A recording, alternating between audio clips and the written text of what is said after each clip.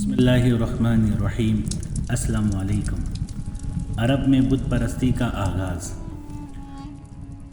حضرت ابراہیم علیہ السلام اور حضرت اسماعیل علیہ السلام نے خانہ کعبہ کی تعمیر کی اور کعبہ کو اللہ کی وحدانیت پر مبنی عبادت کا مرکز قائم کیا۔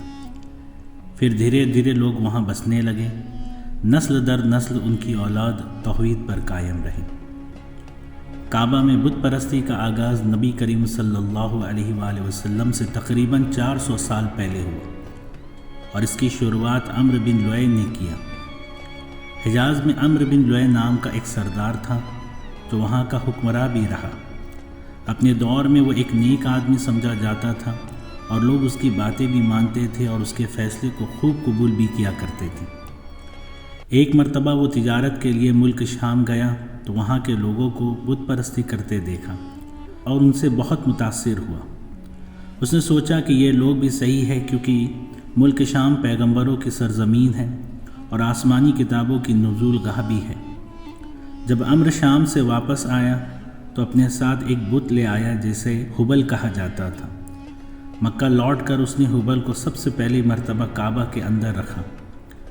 بعد میں عمرو نے زمزم کے کنویں کے قریب دو اور بت رکھے، اسف اور نائلہ۔ نبی کریم صلی اللہ علیہ وآلہ وسلم کے دور تک یہ حال تھا کہ صرف کعبہ کے اندر ہی 360 بت موجود تھے اور لوگوں نے اپنے گھروں میں بھی چھوٹے چھوٹے بت بنا کر ان کی عبادت کرتے تھے۔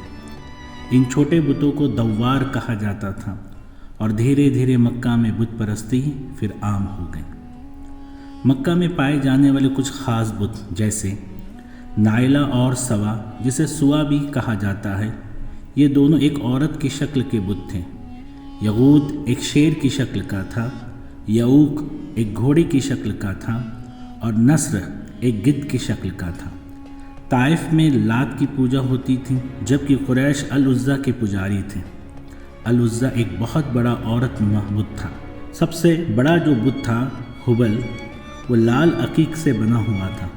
اس کا ایک ہاتھ ٹوٹ گیا تھا جسے قریش نے سونے کا بنا کر جوڑ دیا تھا۔ بعد میں فتح مکہ کے وقت حضرت علی نے اس بت کو توڑ دیا تھا۔ یہ دو کچھ مشہور بت تھے، لیکن ان کے علاوہ بھی کئی اور بت تھے جیسے لیس جو چوکور کیوب کی شکل کا تھا اور لوگ اس کا طواف کرتے تھے۔ ایک اور بت ذوالخلاصہ تھا جس کا بھی لوگ طواف کیا کرتے تھے۔ کعبہ کے اندر باقی بتوں کے ساتھ حضرت ابراہیم علیہ السلام، حضرت اسماعیل علیہ السلام، حضرت عیسیٰ علیہ السلام اور حضرت مریم علیہ السلام کی تصاویر بھی موجود تھیں جن کی مشرکین مکہ عزت کرتے تھے۔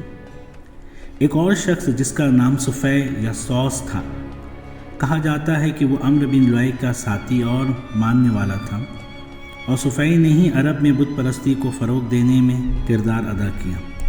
اس نے مختلف جگہوں پر بت رکھے اور عرب کے مختلف قبائل میں بتوں کو تقسیم بھی کیا۔ بتوں کے علاوہ عرب میں لوگ سورج، چاند اور ستاروں کی بھی پوجا کرتے تھے۔ انشاءاللہ ہم آگے کی قسط میں دیکھیں گے کہ کون کون سے بت کو کن چیزوں کے لیے پوجا جاتا تھا۔